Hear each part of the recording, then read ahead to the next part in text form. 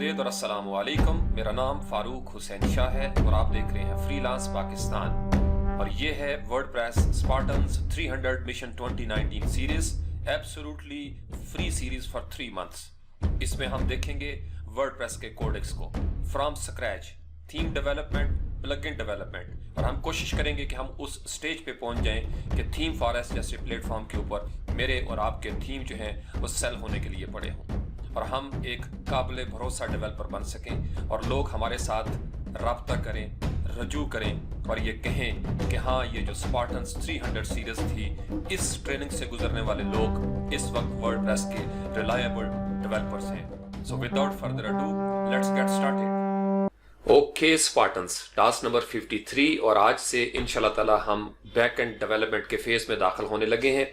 इससे पहले हमने जितनी काविशें की, कोशिशें की या एफर्ट्स की, वो तमाम तर टास्क हमारे फ्रंट एंड डेवलपमेंट के हवाले से थे।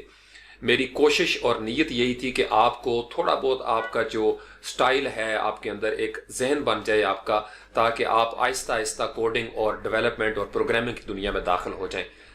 जो बिल्कुल जिन्होंने स्क्रैच से शुरू किया मेरी तरह, उनके लिए अब यह है कि HTML को पहचानना, CSS को पहचानना और जावास्क्रिप्ट या jQuery को पहचानना उनके लिए मुश्किल नहीं रहा। प्लस हमने बूटस्ट्रैप को भी किसी हद तक समझने की कोशिश की। आप हो सकता है आपको बहुत सारी कमी जो है वो दरमियान में महसूस होती हो, लेकिन मैंने आपको एक दो टास्क में पहले भी बताया था, आप इसलिए इस चीज़ से परेशान ना हो कि ये जिम्मेदारी मेरी है। मुझे अंदाज़ा है कि हम आगे जो है वो क्या करने जा रहे हैं। आज से हम PHP को लेंगे इंशाल्लाह ताला। ये जो टास्क हैं, आप ये समझ लें कि आज के दिन से आपने बड़ी जिम्मेदारी के साथ, इंतहाई तवज्जो के साथ आपने मेरे लफ्ज़ों को गौर से सुनना है और जो कुछ आपको स्क्रीन पर नजर आएगा इसको गौर से आपने देखना है, प्रैक्टिस करनी है कोडिंग की। आप ये समझ लें कि जो सिंटैक्स है, ये मेन चीज़ अगर आपने इस सीरीज से समझ ली कि आप आंखें बंद करके ज़बानी सिंटैक्स लिखने की पोजीशन में चले गए और आपको कॉन्सेप्ट आपके क्लियर हो गए, लॉजिक आपका क्लियर हो गया। क्योंकि प्रोग्रामिंग लैंग्वेजेस जितनी भी हैं, PHP से स्टार्ट करके पाइथन है या C वगैरह, जितनी भी आपकी प्रोग्रामिंग लैंग्वेजेस हैं, उनके अंदर एक आपका कॉन्सेप्ट चलता है, एक एल्गोरिदम होता है, एक लॉजिक होता है। वो आपने अपने जहन में अपनी शख्सियत को उस तरीके से ढालना है। जैसे अगर हम ग्राफिक डिजाइनर बनने लगे तो हमें रंगों के साथ, फॉन्ट के साथ, स्ट्रक्चर के साथ, ग्रिड के साथ हमारी एक शनासाई हो जाती है। हम उठते बैठते तितलियों को देखते हैं, आसमान को देखते हैं, तो हमें हमारे अंदर एक आर्टिस्ट जो है, ग्राफिक डिजाइनर, वो जागने लगता है। प्रोग्रामर जब आप बनने लगे हैं, डेवलपर जब आप बनने लगे हैं, तो आपके जहन में, आपके मॉनिटर के अंदर, इस डेस्कटॉप के अंदर, आपके मोबाइल में या आपके कमरे में पूरा माहौल एक होना चाहिए। कोशिश करें दीवारों के ऊपर भी अगर आप कोई प्रिंट लगा के प्रिंट ले लेते हैं, आपका कोई कीबोर्ड शॉर्टकट्स हैं या फर्ज कर लें किसी भी लैंग्वेज का कोई भी ऐसा चीट शीट है, गाइड है, वो आप प्रिंट ले लें, अपने पास कॉपी रखें, सिंटैक्स की प्रैक्टिस करें। किसी ना किसी कोड एडिटर के अंदर डेली आप 4 से 5 घंटे, अगर आपके पास टाइम है, प्रैक्टिस जरूर करें। सेकंड इंतहाई इंपॉर्टेंट मैसेज जो आज की इस वीडियो में मैं आपको देना चाहता हूं, कुछ नौजवान स्पार्टन्स हैं FSC के हवाले से या ग्रेजुएशन वाले, जिनके अभी पेपर्स हैं, उन्होंने रिक्वेस्ट भी की थी। माय डियर, ये सारे टास्क मौजूद होंगे। आप लोगों की जो फर्स्ट प्रायोरिटी है, टॉप प्रायोरिटी, आपको पता है मैं खुद भी PhD के फेस में हूं अभी, ये आपकी एजुकेशन आपके काम आती है। तो अगर आप स्टूडेंट हैं और आपके पेपर हैं, आप इसको यहाँ से डिसकंटिन्यू कर दें और जब आप दोबारा से फारिग होके फ्री ऑफ माइंड, आप बिल्कुल पीसफुल अंदाज में यहाँ से आप कंटिन्यू कर दें। ये वीडियोस, ये टास्क सारे मौजूद होंगे। मैं कुछ अरसा दरमियान में बावजूद सुस्त रहा हूँ, कमेंट्स को भी मैं उस तरीके से रिस्पॉन्ड नहीं कर सका पिछले कुछ 10-12 दिनों में, लेकिन मैं इंशाल्लाह ताला आज से इसको बाकायदगी से रिस्पॉन्ड भी करूँगा। तो स्टूडेंट्स के लिए ये हो गया। PHP हमारा ये पहला टास्क होगा वर्डप्रेस की उस मंजिल तक। अब आपको मेरे जो असली रंग हैं वो नजर आना शुरू हो जाएंगे। इससे पहले हमने बिल्कुल बच्चों वाली बातें की। बहुत सारे स्पार्टन जो सीनियर थे वो बार बार कहते रहे, मुझे इशारा करते रहे कि सर ये तो बच्चों वाली बातें हैं, लेकिन ये ज़रूरी था क्योंकि मैंने भी बच्चों की तरह सीखा है। और हम जब भी कोई नई स्किल सीखते हैं, ये ज़हन में आपने डाल लें अच्छे तरीके से, अपने आप को बड़ा कभी मत बनाएं। आप बड़ा बनेंगे, यकीन माने आप कभी बड़ा नहीं हो सकेंगे। इंसान हमेशा छोटा होता है, छोटे से तरक्की करता है और बड़ा होता चला जाता है। ये मेरी जिंदगी का, आप इसको तजुर्बा कह लें, मुशाहिदा कह लें, मैंने जिंदगी में ये देखा है और मेरा इस फलसफे के ऊपर मेरा यकीन है। जब तक आप अपने आप को खाली बर्तन नहीं समझेंगे, आप भर नहीं सकेंगे अपने आप को। अगर आपके अंदर हवा भर गई कि आपको सारा कुछ आगे है, आप एक कदम आगे नहीं चल सकेंगे और आप किसी ना किसी स्टेज पे मार खा जाएंगे। तो इसलिए हमने बिल्कुल स्क्रैचेस से शुरू किया। मेरी कोशिश थी आपकी हेजिटेशन दूर हो, झिझक दूर हो। इसरार मलिक और इसी तरीके से बहुत सारे मेरे स्पार्टन्स मुसलसल कमेंट करते रहे, मुझे नजर आता रहा उनकी दिलचस्पी पे। कुछ नौजवान ऐसे थे जो डिस्कनेक्ट भी हुए दरमियान में, उन्होंने कहा कि सर हमें अब बिल्कुल समझ नहीं आ रही कि हम किस तरफ चल पड़े हैं। मैं समझ सकता हूं, लेकिन मैंने आपको कहा था कि जब इंजन जो होता है ना, उसकी जिम्मेदारी है। मुझे पता है मैं आपको किन ड्रामों से गुजार रहा हूं। ये जितने भी मराहिल थे वो स्टेज आने वाली है, बल्कि आज से हम दाखिल होने लगे हैं उस स्टेज में जब आप ये कहेंगे कि सर ये बड़ा फायदा हुआ हमें फलां टास्क का भी। तो ये कहानी अभी रुकनी नहीं है, मैं आपको बता रहा हूं। मैंने पूरा एक प्लान अपने ज़हन में बनाया हुआ है। 2019 को डेडिकेट कर दें, ये मैंने आपको शुरू में बताया था। 2019 आपका प्रोग्रामिंग और डेवलपमेंट का साल है। इस साल में आपने बहुत अच्छा बेटा बनना है, बहुत अच्छी बेटी बननी है, जिम्मेदार बेटा और बेटी बन जाना है। आपने अपने खर्चे खुद उठाने हैं, बहनों भाइयों के माँ बाप के खर्चे उठाने हैं, और मैं इंश्योर करूंगा इस चीज का इंशाअल्लाह ताला आप उस मंजिल पे जरूर दाखिल होंगे। कुछ दाखिल हो गए हैं ऑलरेडी, क्योंकि जब तक आप रिस्क नहीं लेंगे ना, आप आगे नहीं बढ़ सकेंगे। So having said that, PHP को आज से हम शुरू करते हैं। इसके ये जो पीएचपी आप समझ लें, ये वर्डप्रेस ट्रेनिंग का इब्तदाई हिस्सा है। चूंकि गाहे बगाहे मैं आपको वर्डप्रेस के थीम्स भी दिखाऊंगा, वर्डप्रेस का बैकएंड भी दिखाऊंगा, ये भी बताऊंगा आपको कि पीएचपी वर्डप्रेस में किस तरीके से यूज होती है। यानी ये सिर्फ थ्योरी नहीं होगी कि हमने पीएचपी के वेरिएबल किए और बस बात खत्म, या अरेज कर ली, या इंक्लूड और रिक्वायर की डेफिनेशन समझ ली और आगे बढ़ गए। नहीं, हम इसको वर्डप्रेस के साथ अटैच करके देखेंगे।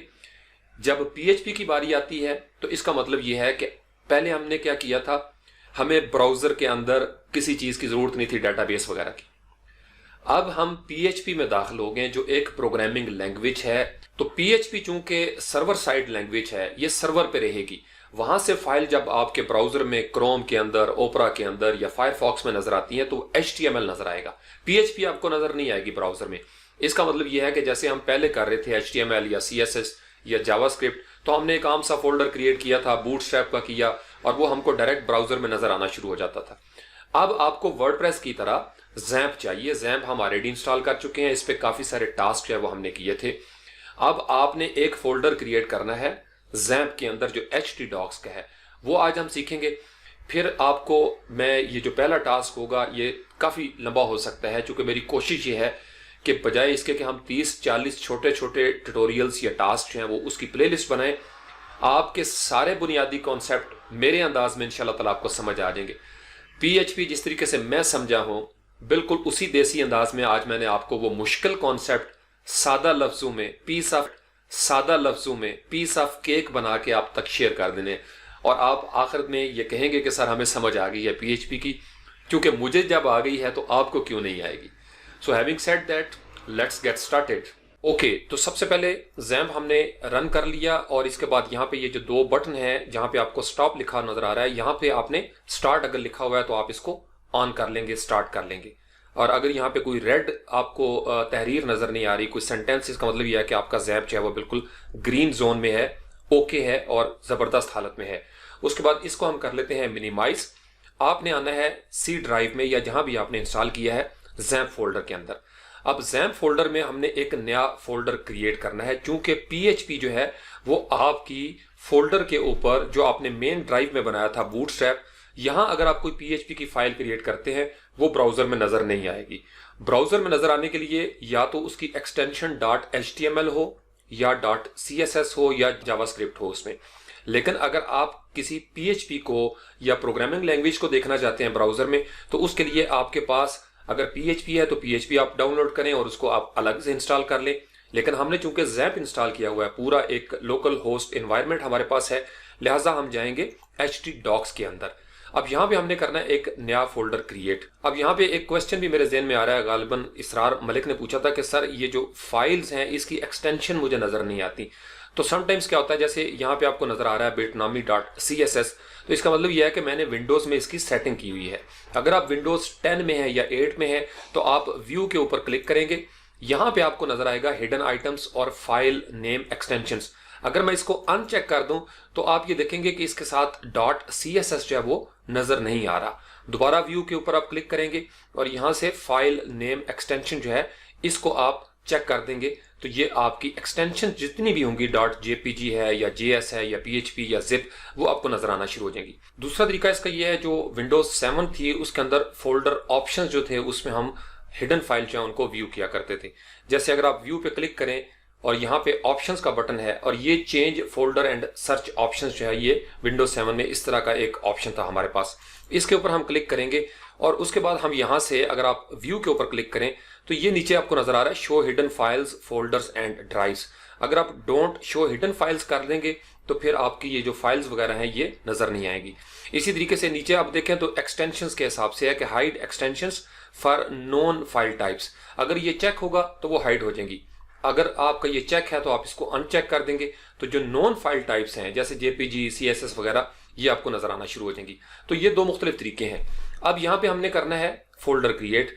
तो यहाँ पे विंडोज 10 में आप यहाँ पे क्लिक करेंगे इस आइकन के ऊपर और ये आपका एक फोल्डर जो है वो क्रिएट होना शुरू हो जाएगा। अब इसका नाम हम रख लेते हैं, लेट्स से PHPWP कैपिटल में लिख देते हैं। ये हमारा एक फोल्डर लोकल होस्ट के अंदर क्रिएट हो गया है। अब हमने इस फोल्डर को कनेक्ट करना है अपने विजुअल कोड के साथ। तो उसका तरीकाकार ये होता है कि आपका विजुअल कोड जो है वो ऑलरेडी आपने इंस्टॉल किया हुआ है या आप इसको Notepad++ में भी फाइल को खोल सकते हैं, या अगर आप ब्रैकेट यूज कर रहे हैं या एटम तो आप इसको ड्रैग एंड ड्रॉप कर सकते हैं। अब इस फोल्डर के ऊपर हम डबल क्लिक करेंगे और यहाँ पे हमारी तमाम PHP की फाइल्स या एसेट्स या इमेजेस का फोल्डर, जावास्क्रिप्ट जैसे हमने नॉर्मल बनाया था HTML और बूटस्ट्रैप के टाइम। तो अब सारा काम जो हम करेंगे वो इसमें करेंगे और इसमें रहते हुए हम आगे बढ़ जाएंगे इंशाल्लाह ताला वर्डप्रेस के थीम डेवलपमेंट की तरफ। तो ये चीजें अपने ज़हन में रखनी है कि हमारा प्रोसेस जो है वो किस तरीके से आगे बढ़ रहा है।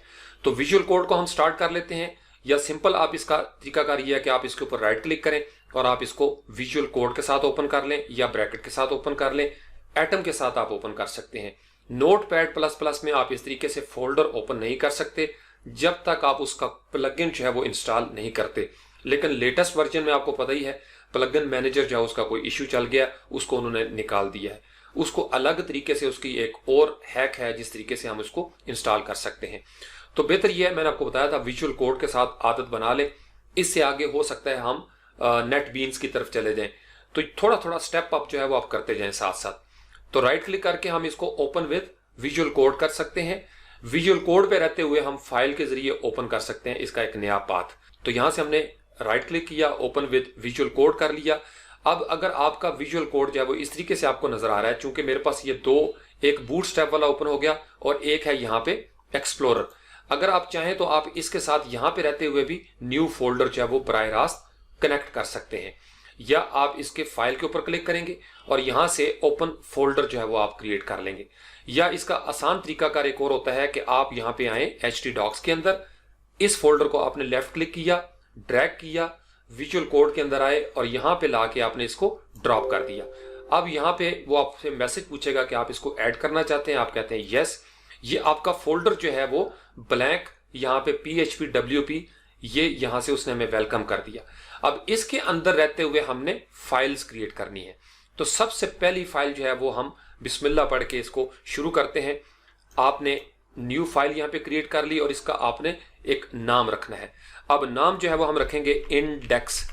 HTML के टाइम हमने .html लिखा था, CSS में .css, जावास्क्रिप्ट में .js, PHP के लिए हम लिख देंगे .php।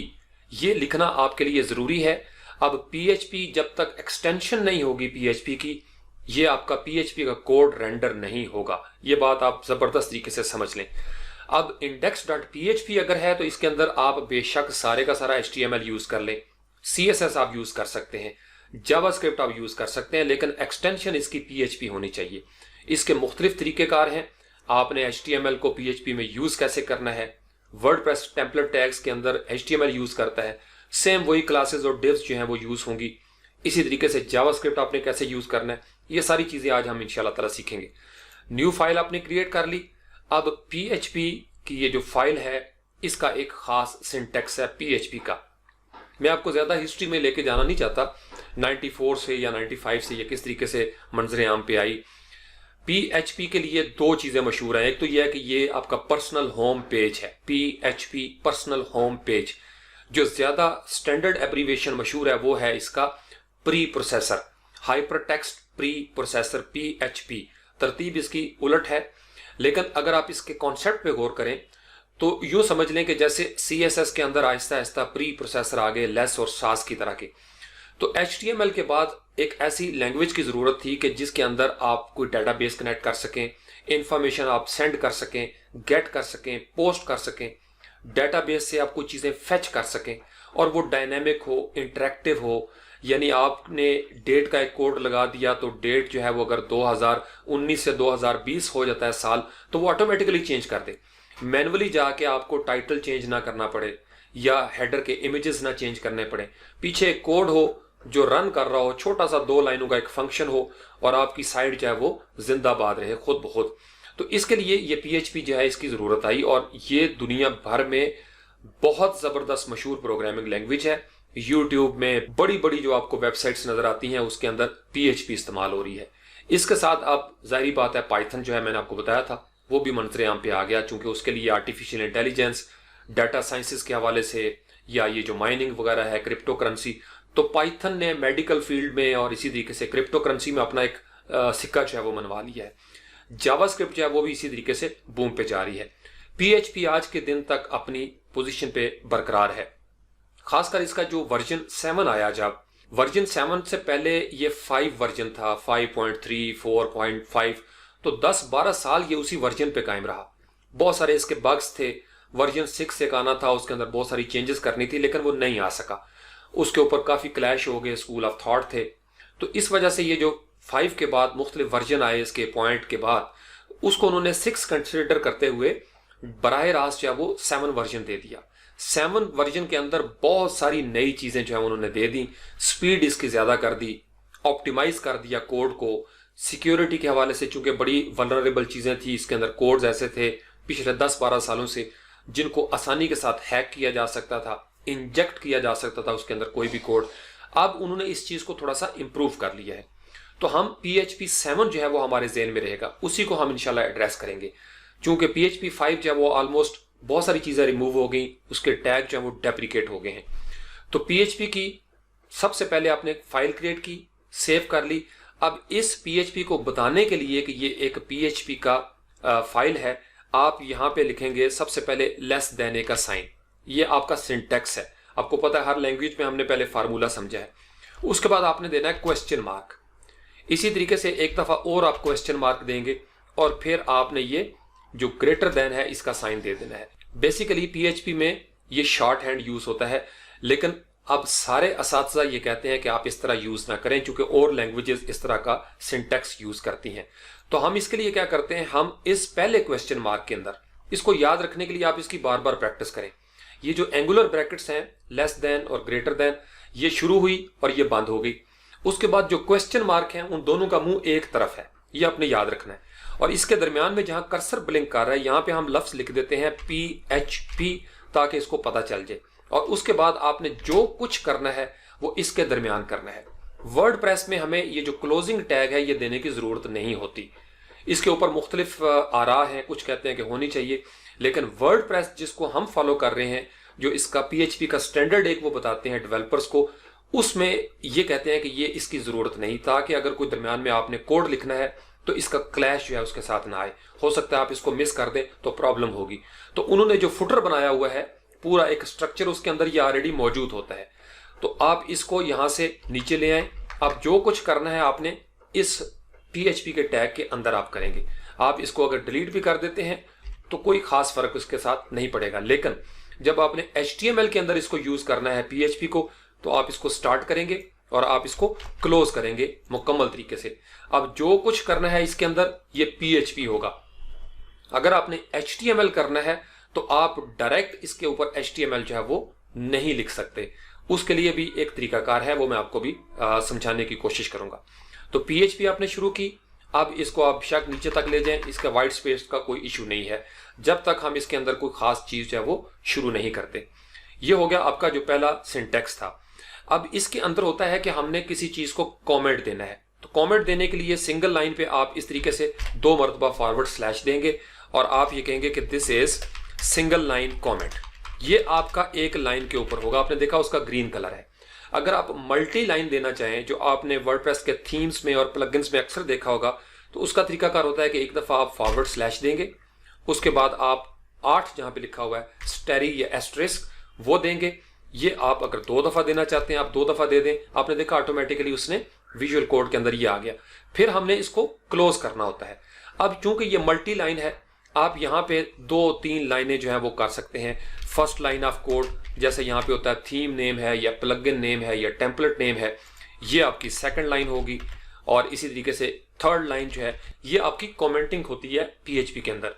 जो ज्यादा मशहूर है, मैं जिसको जाती तौर पर पसंद करता हूं कि आपने फर्ज कर लें कोई कोड लिखा, जैसे ये पीएचपी है, इसके सामने अगर आप कोई कमेंट देना चाहें तो आप यहाँ पे डायरेक्ट उस लाइन के ऊपर कमेंट दे सकते हैं और ये रेंडर नहीं होगा ब्राउजर के अंदर फ्रंट एंड पे। आप इसको बैक एंड पे देख सकते हैं इंस्पेक्ट एलिमेंट करके। तो आप ये कहेंगे कि दिस इज फर्स्ट कमेंट। तो अब ये क्या होगा कि अगर फर्ज कर लें कल को कोई नया डेवलपर आता है, उसको पता चल जाएगा कि ये डिव यहां से शुरू हो रही है, यहाँ पे डिव खत्म हो रही है, तो ये कमेंट डालने की आप प्रैक्टिस जरूर करें। अब आप इसको अगर ब्यूटीफाई करना चाहते हैं, आप एस्ट्रिस्क जो है इसको इस तरीके से भी डाल सकते हैं। उसके बाद आप यहां से फर्ज कर लें इसी जगह पे मैं क्लोज कर देता हूं और फॉरवर्ड स्लैश दे देता हूं। उसके बाद मैं दोबारा से यहाँ पे एस्ट्रिस्क जो है वो देना शुरू कर दूंगा। अब ये सारे के सारे जो है वो कमेंट उसके अंदर मुझे नजर आना शुरू हो जाएंगे।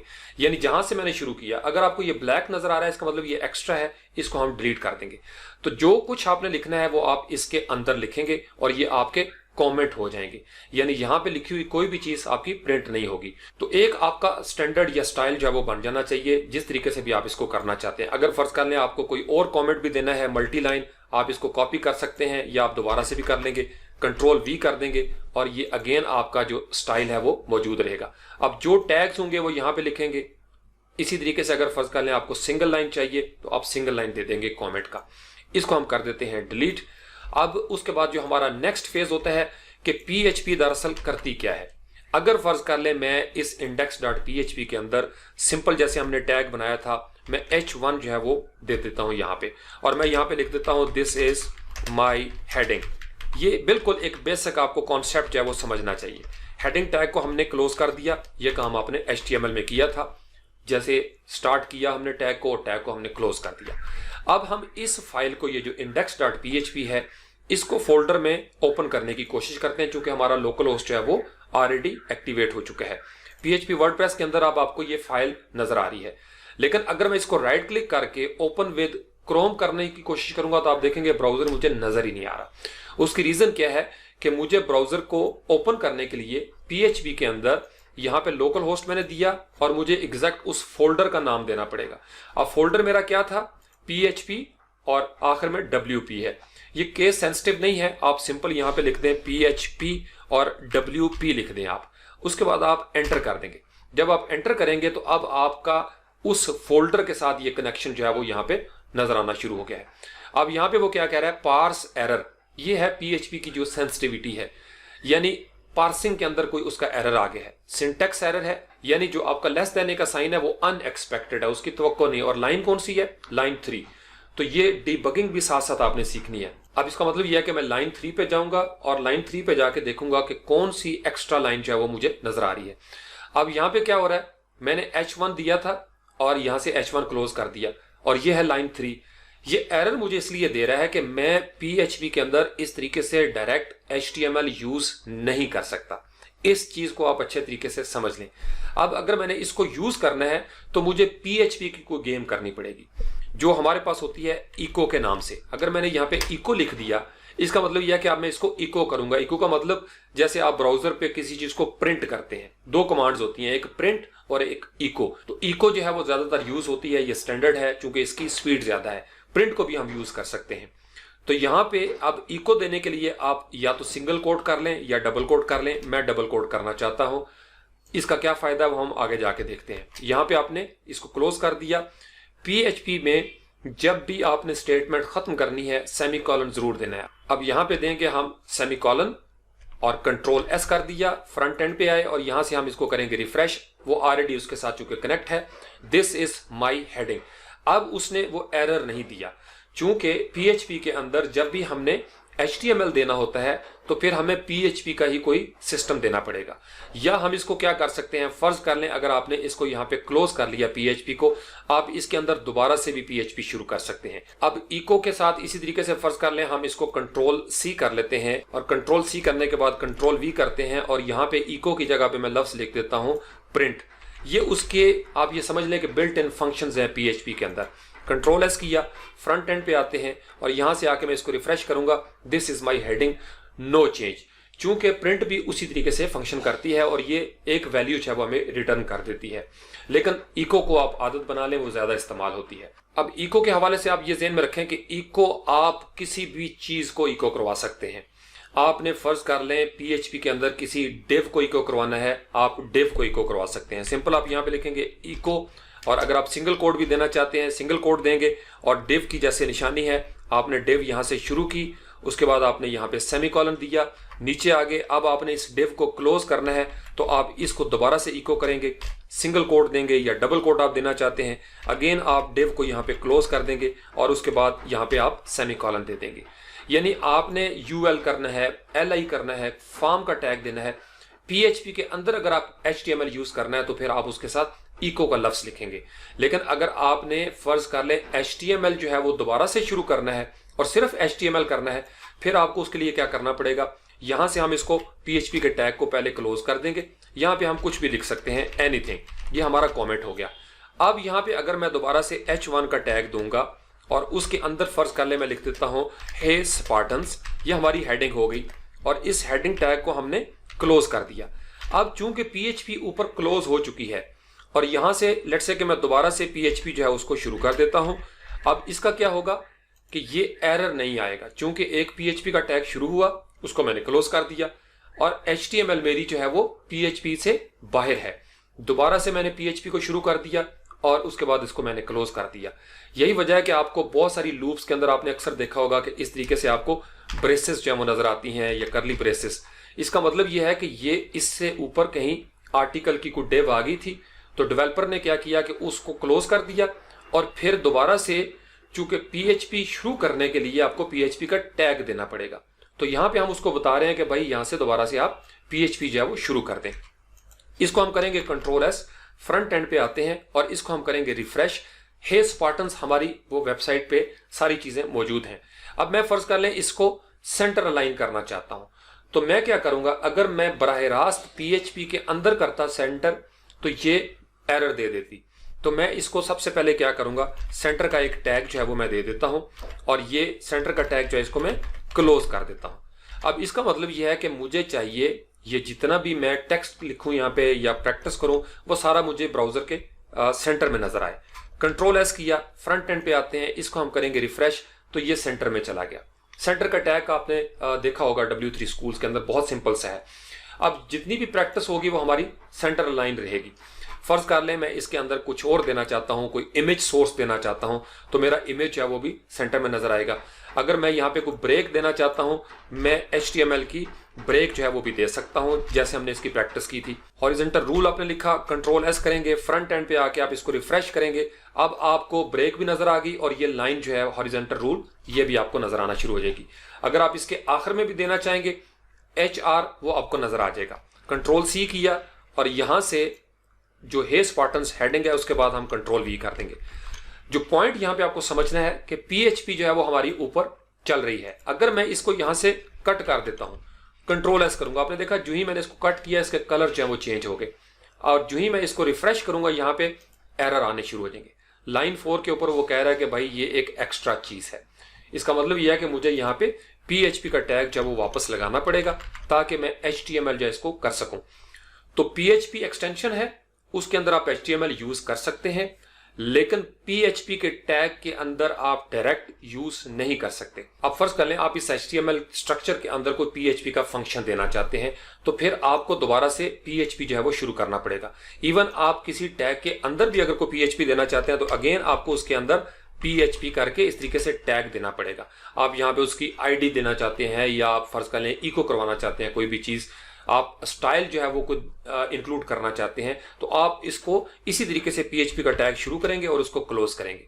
फिर दरमियान में आपको सारी स्टेटमेंट्स उसी तरीके से देनी पड़ेंगी। यानी अगर आपने HTML के अंदर भी टैग देने हैं PHP के, तो आपको पूरा PHP लिखना पड़ेगा। जैसे फर्ज कर लें हेडिंग टैग के नीचे अगर मैंने दोबारा से कोई काम करना है तो फिर मुझे यहाँ पे PHP देनी पड़ेगी, और अगर मैंने यहाँ से PHP की है तो फिर मुझे इसको क्लोज भी करना पड़ेगा। और जब क्लोज करूंगा तो इसके अंदर मैं फर्ज कर लें कोई भी इको करवाना चाहता हूं तो मैं यहाँ पे लिखूंगा इको, और यहाँ पे सिंगल कोड या डबल कोड मैं देना चाहता हूं तो मैं यहाँ पे कह देता हूं दिस इज हेडिंग 2। अब हेडिंग 2 मैंने दे दी। अब इसको चूंकि स्टेटमेंट मेरी कंप्लीट हो गई है लिहाजा सेमी कॉलन दूंगा। ये सिंगल लाइन पे भी आप इसको लिख सकते हैं, या आप इसको इस तरीके से एंटर कर लें और यहां से आपने इको कर लिया, ये आप कर लें यहाँ पे, और उसके बाद आप ये जो एंडिंग टैग्स हैं इनको भी आप नीचे ले आए। इस तरीके से भी आप लिखेंगे तो ये आपका परफेक्ट रहेगा। कंट्रोल एस करते हैं, फ्रंट एंड पे आते हैं, इसको करेंगे रिफ्रेश, और ये आपने देखा कि दिस इज हेडिंग 2 जो है वो नीचे नजर आना शुरू हुई। अभी तक ये हेडिंग टैग नहीं है। अब मैं ये चाहता हूं कि ये जो आपका हेडिंग 2 है इसके अंदर H2 जो है वो नजर आए, तो मुझे ये जो आपका कोट्स हैं इन्वर्टेड कॉमास इसके अंदर H2 जो है वो देना पड़ेगा। H2 दिया और इन्वर्टेड कॉमास के अंदर ही रहते हुए मुझे H2 जो है इसको क्लोज करना पड़ेगा। कंट्रोल एस करता हूं, फ्रंट एंड पे आता हूं और इसको करूंगा रिफ्रेश। जब रिफ्रेश करूंगा तो अब ये हेडिंग 2 हो गई। तो इस फर्क को आपने अच्छे तरीके से समझना है कि PHP हमने कहां यूज करनी है, किस तरीके से करनी है। ये एंडिंग टैग और स्टार्टिंग टैग आपने ज़हन में रखने हैं।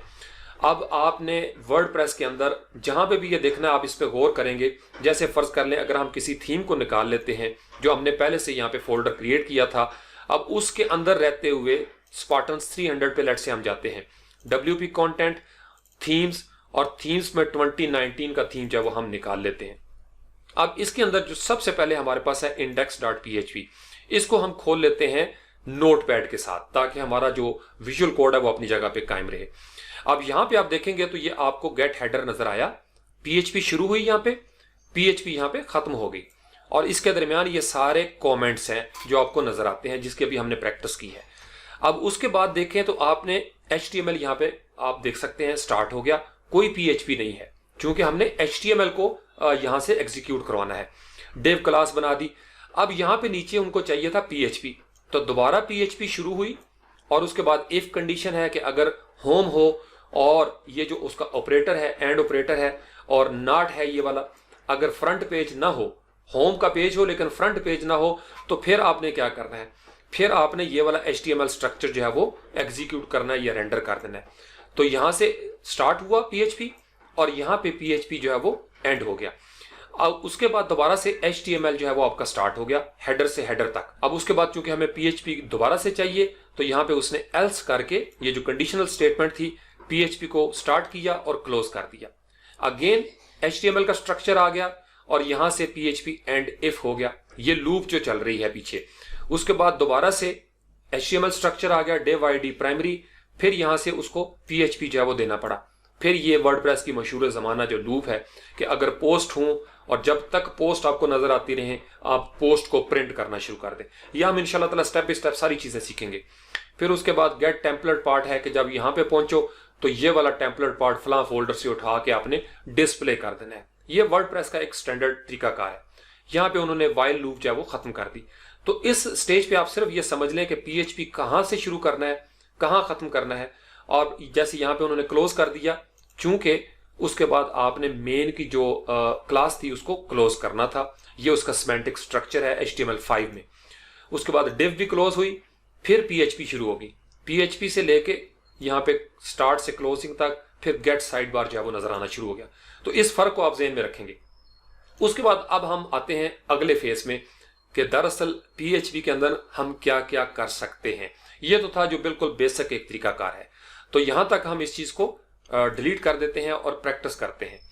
अब PHP में सबसे पहले हमारे पास होता है जो समझना बड़ा जरूरी है, जिसको हम कहते हैं डाटा टाइप। और डाटा टाइप को समझने के लिए आपके सामने कुछ लिखा हुआ हो। PHP को लूजली टाइप्ड लैंग्वेज कहा जाता है। शुरू शुरू में मुझे समझ नहीं आती थी कि ये लूजली टाइप्ड का क्या मतलब, कि जो लूज तरीके से टाइप की जाती है। लूजली टाइप्ड का लफ्ज आपको नजर आएगा W3 स्कूल्स में भी। इसका मतलब यह है कि आपको मेंशन नहीं करना पड़ता कि अगर आपने 44 लिखा है या 52 लिखा है तो ये आपका इंटेजर है, या आपने अगर फर्ज कर लें 7.6 लिखा है तो ये आपका डेसिमल पॉइंट है या फ्लोट पॉइंट है। तो आपको टाइप मेंशन नहीं करनी पड़ती, बताना नहीं पड़ता कि भाई आप 6 फुट के हैं, आप काले हैं, गोरे हैं, सांवले हैं, ये बताना नहीं पड़ता। देखते साथ ही PHP को उसके स्टाइल से अंदाजा हो जाएगा कि ये क्या चीज है। PHP जो 7 वर्जन है उसके अंदर हमें जो टाइप डिक्लेरेशन है वो उसकी सहूलत भी हमें आ गई, हम लिख सकते हैं INT लिख सकते हैं इंटीजर्स के लिए। तो हमारे पास काफी सारी डाटा टाइप्स हैं, मशहूर जो आपके पास हैं 5-6, उसका हम जिक्र कर लेते हैं। सबसे पहले हमारे पास डाटा टाइप होती है, जैसे नॉर्मल हम कोई लफ्ज बोलते हैं या जुमला बोलते हैं तो उसको टेक्निकल जुबान में हम कहते हैं स्ट्रिंग। स्ट्रिंग का मतलब जहां पे लफ्ज होंगे, तो वो स्ट्रिंग आप वैसे भी इको करवा सकते हैं, जैसे अभी हमने इको करवाया था।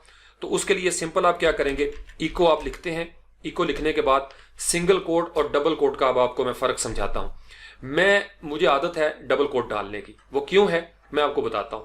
लेट्स से कि मैं यहां पे लिखता हूं कि this is my style and I am used to following it. अब मैं यहां पे ये कह रहा हूं कि ये मेरा स्टाइल है और मुझे आदत है, मैं इसी स्टाइल के मुताबिक आगे बढ़ता हूं। आपकी स्ट्रिंग खत्म होगी, इसको हम कहेंगे स्ट्रिंग, एक जुमला। अब उसके बाद सेमीकोलन आपने दे दिया। अब यहां पे आप देखें तो ये जो मैंने पोस्ट्रॉफी एक यूज की है इसके ऊपर, ये कॉन्ट्रैक्शन है। अब अगर मैं इसको Ctrl+S करूं, फ्रंट एंड पे जाता हूं और इसको मैं करूंगा रिफ्रेश, तो ये this is my style and I am used to following it, ये मुझे नजर आएगा। इसको हम सेंटर अलाइन कर लेते हैं ताकि आप इसको वाज़ेह अंदाज में देख सकें। अब मुझे सेंटर अलाइन करना है, तो इसका मतलब यह है कि मैं अगर इसको यहां पे कर लूं सिंपल सेंटर, तो ये एरर आ जाएगा। जैसे सेंटर किया और उसके बाद इसको मैं कर देता हूं क्लोज, सेंटर को सेंटर से, आपने देखा वो ब्लैक नजर आ रहा है। और अगर मैं इसको Ctrl+S करके फ्रंट एंड पे व्यू करूंगा तो ये एरर आ जाएगा। एरर क्यों आया? चूंकि मैंने डायरेक्ट PHP के अंदर ये देने की कोशिश की। तो मैं उसके लिए क्या करूंगा, इसको मैं Ctrl+X कर लेता हूं, Ctrl+V कर लेता हूं। इसके शुरू में भी मैं लिख लेता हूं इको, और इको देने के बाद मैं इसको लेट्स से कि डबल कोट देता हूं, यहां पे भी मैं डबल कोट देता हूं और सेमीकोलन दे दिया कि भाई आप इस HTML को इको करवा दें PHP के अंदाज में। सेम यही चीज जो है मैं इसको इको को Ctrl+C करूंगा, यहां से Ctrl+V करूंगा, स्पेस दूंगा, डबल कोट मैंने दिया, यहां पे भी डबल कोट देता हूं और सेमीकोलन से एंड कर देता हूं। Ctrl+S किया, फ्रंट एंड पे आए, इसको करूंगा रिफ्रेश, रिफ्रेश किया तो this is my style, no error. Reason, आपने HTML को PHP का बना दिया, उसके ऊपर आपने वही असरात कर दिया, लिहाजा उसने माइंड करना छोड़ दिया। अब इसको थोड़ा सा हम इसका बड़ा कर लेते हैं। हेडिंग टैग देनी है, H1 हम इसको कर लेंगे, और ये चूंकि ऑलरेडी इको है इसका फर्क नहीं पड़ेगा। इसके अंदर रहते हुए भी मैं H1 कर लेता हूं, Ctrl+S कर लिया, फ्रंट एंड पे आगे इसको करेंगे refresh, this is my style. अब आपने ये देखा कि इसके अंदर ये जो पोस्ट्रॉफी आपने यूज की है कॉन्ट्रैक्शन में, ये उसी तरीके से डिस्प्ले हो रही है। जो फर्क है सिंगल कोट और डबल कोट का, अगर फर्ज कर लें आप यहां पे यूज करते हैं सिंगल कोट और यहां पे भी मैं यूज करता हूं सिंगल कोट, तो आपने देखा जो ही मैंने सिंगल कोट किया तो ये दो मुख्तलिफ कलर नजर आना शुरू हो गए। रीजन क्या है कि अब यहां से ये कहानी शुरू हुई सिंगल कोट से, और आई के बाद जो आपने शॉर्ट फॉर्म यूज किया था IM का, वहां तक उसने रेड ले लिया, उसके ख्याल में यहां पे बात खत्म हो गई और आगे वाले जो हिस्सा है वो एरर में चला जाएगा। Ctrl+S करते हैं, फ्रंट एंड पे आते हैं, इसको करेंगे रिफ्रेश, जो ही रिफ्रेश किया again same T string, string का एरर आ गया लाइन 3 के ऊपर, तो फौरन लाइन 3 पे गए। ये आपको वर्डप्रेस में अक्सर ऐसे एरर नजर आएंगे। लास्ट में आपने देखना है लाइन 3, और कोड एडिटर के अंदर आपको पता है 1 2 3 के अंदर ये एरर दे रहा है। तो फिर इसके लिए आपको याद है हमने जावास्क्रिप्ट में भी देखा था, इसका तरीकाकार यह है कि यहाँ पे आप बैकस्लैश जो है वो दे देते हैं। बैकस्लैश आप देंगे तो इसका मतलब यह है कि अब ये एरर खत्म हो जाएगा, ये आपकी जो कॉन्ट्रैक्शन है शॉर्ट फॉर्म ये उसको नजर आना शुरू हो जाएगी और वो समझ जाएगा कि भाई यहाँ पे बात खत्म नहीं हुई। रिफ्रेश किया, सेम वही कहानी है। तो अगर आपने सिंगल कोट यूज करना है तो फिर आप इसी को फॉलो करें, लेकिन एक फर्क जो है वो आप ध्यान में रखिएगा। ये सादा सा एक कुलिया मैं आपको बता रहा हूं रफ से अंदाज में। तो यहां पे हम इसको कमेंट जो है वो दे देते हैं ताकि कमेंट में आप इसको समझ सकें। कमेंट में सिंपल सी बात आपने ज़हन में रखनी है, अगर आपने कहानी शुरू की है सिंगल कोट के साथ और दरमियान में आपने कुछ चीजें यूज करनी है तो फिर आप उसको डबल कोट के साथ यूज करेंगे। ये पहली एक इसकी बात है। दूसरा इसका पॉइंट याद रखें कि अगर जैसे मैं डबल कोट यूज करता हूं, अगर आपने डबल कोट के साथ कहानी शुरू की है और दरमियान में आपने कोई और चीज देनी है, स्पेस देना है, कॉन्केटनेशन करनी है, तो उसके लिए आप सिंगल कोट जो है वो देंगे, रिवर्स कर देंगे। सिंगल कोट यूज कर रहे हैं तो अंदर वाली चीजों के ऊपर डबल कोट यूज करें, और डबल कोट की आदत है तो अंदर वाली चीजों के लिए सिंगल कोट यूज करेंगे, आपका एरर नहीं आएगा। ये पॉइंट आप समझ लें, ये आपको आगे काम आएगा।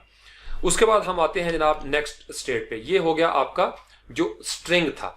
यहां पे अगर फर्ज कर लें आप इसको लिखना भी चाहें, अब ये होगी आपकी स्ट्रिंग टाइप। अब ये जो आपकी स्ट्रिंग है इसके अंदर बहुत सारे फंक्शन है, इसकी लंबी चौड़ी लिस्ट है W3 स्कूल्स के अंदर, वो मैं अभी आपको दिखाता हूं। सिर्फ एक मिसाल देने के लिए आपने इको किया दिस इज माई स्टाइल, और ये काफी लंबा चौड़ा फिक्र है। अगर फर्ज कर लें आप यहां पे लिखें STRTOUPPER, स्ट्रिंग टू अपर का एक फंक्शन होता है, और फंक्शन के आगे आपको पता है कि पैरेंथेसिस हमने देनी है, लेकिन पैरेंथेसिस देते हुए ये जो आपका बाकी हिस्सा था इसको आप कंट्रोल X करके कट करेंगे और इसके अंदर आप कंट्रोल V कर देंगे। कंट्रोल S किया, अब आपने उसको क्या कहा कि इको करो ये वाली जो स्ट्रिंग थी, लेकिन इको करके इसके ऊपर फंक्शन कौन सा अप्लाई करना है कि ये सारे लेटर्स जो है इनको आपने अपर केस में कर देना है। फ्रंट एंड पे आते हैं, इसको करेंगे हम रिफ्रेश। जो ही रिफ्रेश करेंगे तो आप ये देखेंगे कि पूरी की पूरी लाइन, ये अगर आपकी 2 लाख लफ्ज भी होते तो ये उसको एक छोटा सा फंक्शन जो था ये अपर में कर देता। इसी तरीके से अगर आप इसको लोअर में करना चाहें तो स्ट्रिंग टू लोअर जो है वो आप करेंगे तो वो आपका फंक्शन जो है वो एक्टिवेट हो जाएगा, स्ट्रिंग टू लोअर। और ये पूरी स्ट्रिंग जो है ये आपकी लोअर क्लास में लोअर लेटर्स के अंदर आपको नजर आना शुरू हो जाएगी। तो इस तरीके से अगर आप W3 स्कूल्स के अंदर आए, यहां से आप एंटर कर दें, इस वेबसाइट के अंदर पूरी लंबी चौड़ी लिस्ट है स्ट्रिंग्स के फंक्शन के हवाले से। तो PHP 7 के ऊपर आपने क्लिक करना है, चूंकि हम 7 को डिस्कस कर रहे हैं। और उसके बाद ये जो आपकी स्ट्रिंग्स है, स्क्रॉल करके थोड़ा सा नीचे आए तो यहां पे स्ट्रिंग के फंक्शन जो है वो आपको नजर आएंगे। ये नीचे लिखा हुआ है PHP 7 स्ट्रिंग, इसके ऊपर आप क्लिक करेंगे। ये जितने भी आपको फंक्शंस नजर आ रहे हैं इनको आप यहां पे डाल सकते हैं उनके शुरू में। अब इसको स्क्रॉल करके आप देखेंगे तो बहुत सारे ऐसे आपके फंक्शंस हैं, साथ उसकी डिटेल उन्होंने दी है। अगर आप किसी खास को पढ़ना चाहें, जैसे ये प्रिंट के हवाले से है या सेट लोकेट के हवाले से SHA1 है, आप उसके ऊपर क्लिक करेंगे और क्लिक करने के बाद आप उसके बारे में पढ़ सकते हैं और उसको आप तजुर्बा कर सकते हैं। बड़ी लंबी चौड़ी लिस्ट है। तरीकाकार सबका यही होगा कि आपने उस फंक्शन को यहां पे शुरू में डालना है, या आप इसको वेरिएबल्स में डाल सकते हैं, या आप इसको अरेज के अंदर, लूप्स के अंदर भी यूज कर सकते हैं। ये बड़ी जबरदस्त PHP की गेम आपने समझनी है। तो हम बिल्कुल सादा अंदाज में आगे बढ़ रहे हैं। यहां से हमने इसको कर दिया डिलीट। स्ट्रिंग टाइप की आपको समझ आ गई। अब ये स्ट्रिंग टाइप आप वेरिएबल में भी स्टोर कर सकते हैं। फॉर एग्जाम्पल इसको हम यहां से नीचे क्लिक कर देते हैं और मैं एक वेरिएबल बनाता हूं।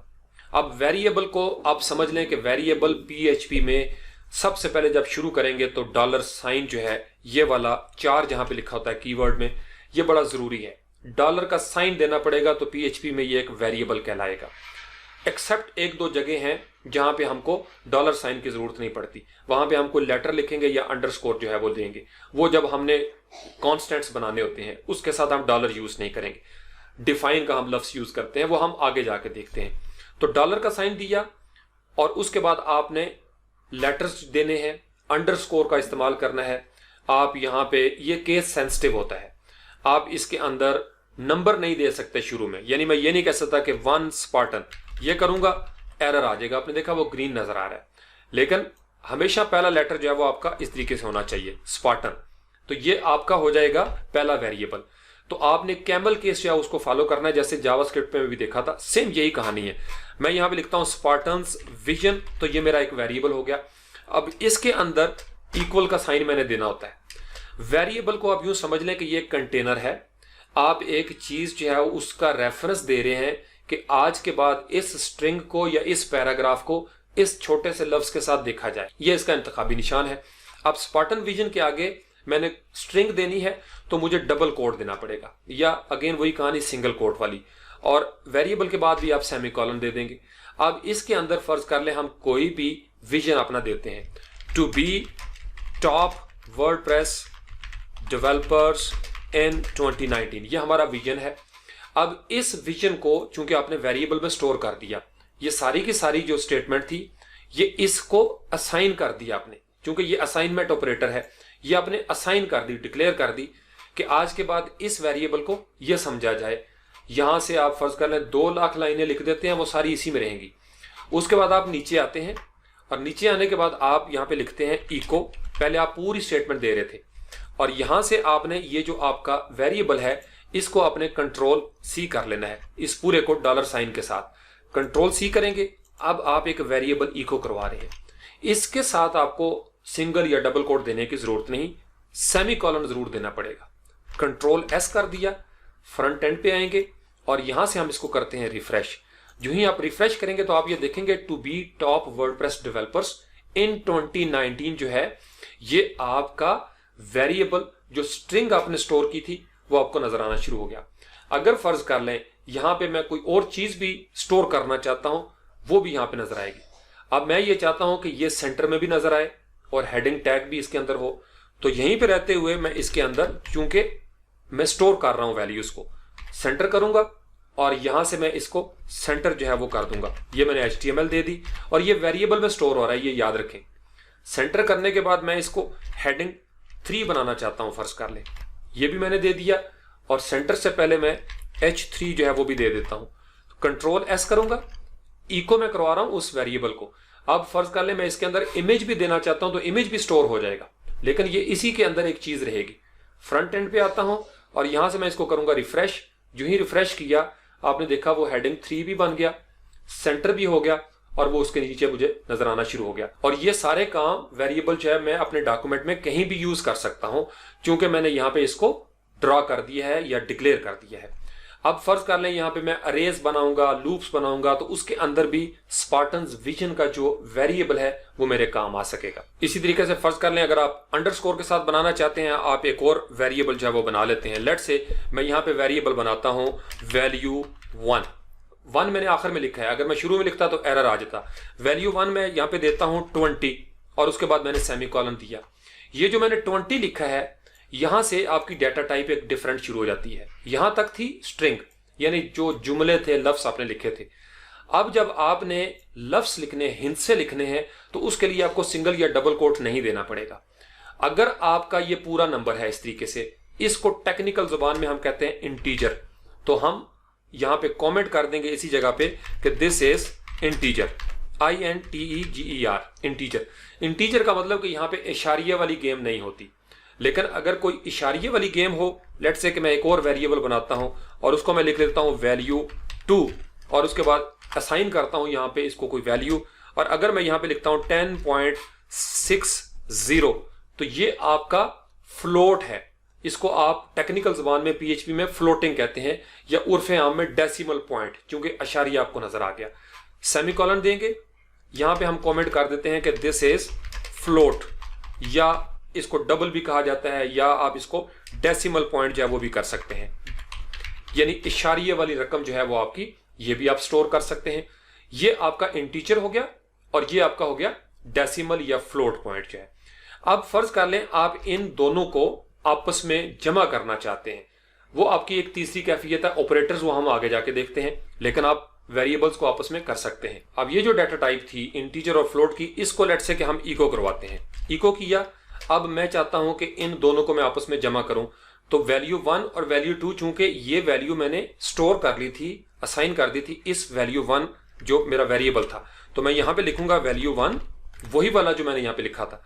उसके बाद मैं प्लस देता हूं, इसमें मैं प्लस करने लगा हूं, डॉलर साइन दिया, वैल्यू 2 दे दी जो मेरा दूसरा वेरिएबल था, सेमीकोलन दे दिया, यानी इसको इसमें जमा कर रहा हूं। कंट्रोल एस करूंगा, फ्रंट एंड पे आगे इसको करूंगा रिफ्रेश। जब रिफ्रेश करूंगा तो आप ये देखेंगे ये 3.6 जो है वो मुझे नजर आना शुरू हो गया। अब अगेन वही कहानी, अगर मैं उसको सेंटर में चाहूंगा तो यहां से मैं इको करवा लूंगा सेंटर, यहां पे भी इको करवा लूंगा सेंटर, और ये मुझे सेंटर में नजर आना शुरू हो जाएगा। तो इस तरीके से 2 वेरिएबल्स को आप जमा कर सकते हैं। आप इसको माइनस कर सकते हैं, माइनस का साइन देंगे, कंट्रोल एस करेंगे, फ्रंट एंड पे आके रिफ्रेश करेंगे, ये माइनस हो जाएगा 9.4। इसी तरीके से आप इसको डिवाइड कर सकते हैं। डिवाइड के लिए आप ये वाला साइन जो है वो यूज करेंगे, कंट्रोल एस करेंगे, तो ये आपको पूरा एक नजर आना शुरू हो गया। इसका जो आंसर था फॉरवर्ड स्लैश आपने दी, डिवीजन हो गई। इसी तरीके से मॉड्यूलस जो आपका रिमाइंडर होता है कि बाकी कितना बचा, जैसे अगर आपने 15 को तकसीम करना हो 7 पे तो 7 दूनी 14, 1 बच गया, तो वो मॉड्यूलस कहलाता है। तो ये उसके लिए निशान हम देते हैं ये परसेंटेज का। कंट्रोल एस किया, फ्रंट एंड पे आते हैं, इसको करेंगे रिफ्रेश। जब रिफ्रेश करेंगे तो 0। रीजन क्या है? क्योंकि इसने इसको डिवाइड कर दिया 10 को 20 के ऊपर, 10 को 2 पे किया, 10 दूना 20 और आखिर में 0 हो गया। इसको वो कंसिडर नहीं कर रहा। तो इसका मतलब यह है कि इस तरीके से आप मैथ भी कर सकते हैं, ये ऑपरेटर्स होते हैं। तो डाटा टाइप में तीसरी डाटा टाइप हमारे पास होती है जिसको हम कहते हैं बुलियन, BOOL बूल या BOOLEN बुलियन। बुलियन ज्यादा सी चीज होती है, कोई वैल्यू आपकी ट्रू होती है या कोई वैल्यू फॉल्स होती है। बेसिकली बुलियंस को हम कहां पे यूज करते हैं PHP में या वर्डप्रेस के अंदर, जहां हमने किसी लूप का या अरे का कोई फंक्शन देखना हो कि वो सही एग्जीक्यूट हो रहा है या नहीं, तो फिर हम बुलियन जो है उसको यूज करेंगे। और सिंपल उसका तरीकाकार, 1 का मतलब ट्रू, 0 का मतलब फॉल्स, और वो दो ही चीजें हो सकती हैं उसकी स्टेट, या कोई चीज ट्रू होगी या कोई चीज फॉल्स होगी। तो उसके लिए बड़ा आसान से आप W3 स्कूल्स में वेरिएबल्स के ऊपर आप क्लिक करेंगे तो बुलियंस के बारे में आप पढ़ सकते हैं, वेरी सिंपल। इसी तरीके से चौथा होता है हमारे पास जिसको हम कहते हैं अरे। अरे आगे चल के आएगी क्योंकि वो थोड़ा सा एडवांस टॉपिक है। अरे में आप यूं समझ लें जैसे वैल्यू 1 मैंने दिया था वेरिएबल के अंदर और यहां पे मैंने किया 20। अगर मैं यहां पे कॉमा दूं और यहां पे मैं 30 भी कर दूं, मैंने 2 वैल्यूज दे दी, कंट्रोल एस करूंगा, फ्रंट एंड पे आके इसको मैं रिफ्रेश करूंगा, एरर आ जाएगा। वो रीजन क्या है कि वेरिएबल के अंदर मैं एक ही वैल्यू स्टोर कर सकता हूं, एक ही चीज एक वक्त में। तो ये जब लिमिट नजर आई तो फिर डेवलपर्स ने सोचा कि भाई इससे थोड़ा सा आगे बढ़े। उसके साथ फिर कॉन्सेप्ट आया था अरे का। अरे के अंदर आप बहुत सारी वैल्यूज जो है वो स्टोर कर सकते हैं। उसके लिए लफ्ज अरे लिखना पड़ेगा। लेट से मैं उसको वेरिएबल में ही स्टोर करता हूं। मैं यहां पे लिखता हूं वैल्यू 3, पहले मैंने लिखा था वैल्यू 1 और इक्वल का साइन दिया, असाइनमेंट ऑपरेटर, और उसके बाद मैं यहां पे लफ्ज लिखूंगा अरे। अरे इस तरीके से पैरेंथेसिस के अंदर छोटे जो आपकी पैरेंथेसिस है उसमें आएगी और यहां पे आप दे देंगे सेमीकोलन। ये उसका सिंटैक्स है। अब आप इसको इस तरीके से भी लिख सकते हैं या आप इसको इस तरीके से नीचे ले आए, इस तरह भी आप लिख सकते हैं। कंट्रोल जी करके अंडू किया। अब लेट से कि मैं इसके अंदर वैल्यू देता हूं वैल्यू 1 या मैं नाम लिख देता हूं फारूक। उसके बाद मैंने कॉमा दिया, फिर मैंने डबल कोड दिए और यहां पे मैं लिख देता हूं लेट से अली, और उसके बाद हमने कॉमा दिया। कॉमा देने के बाद यहां पे लेट से कि हम लफ्ज लिख देते हैं इसरार। अब ये आपकी 3 वैल्यूज जो हैं वो आपने एक अरे में, अरे का मतलब कि बहुत सारी बास्केट्स हैं और ये सारी चीजें मिलके आपने वैल्यू 3 में स्टोर कर दी। अब आप इसको इको करेंगे, इको का लफ्ज लिखा और आप इको कर रहे हैं वैल्यू 3 को। अब ये देखिएगा कि एरर क्या आता है। आपने अरे को अब इको करवाना है। तो जब आप फ्रंट एंड पे आएंगे, इसको रिफ्रेश करेंगे तो अनडिफाइंड वेरिएबल, यानी आप अरे को इस तरीके से एग्जीक्यूट नहीं कर सकते। तो इसके लिए हम लफ्ज यूज करते हैं वार डंप का या प्रिंट आर का। इससे अगले टास्क में आप अरे से आगे बढ़ जाएंगे। Thank you very much.